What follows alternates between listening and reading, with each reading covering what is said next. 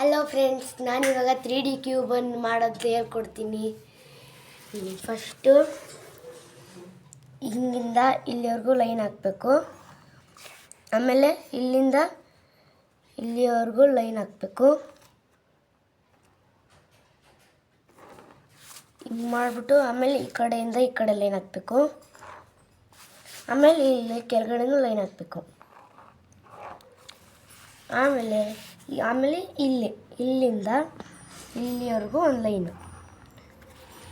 ಆಮೇಲೆ ಈ ಕಡೆ, ಆಮೇಲೆ ಈ ಕಡೆ.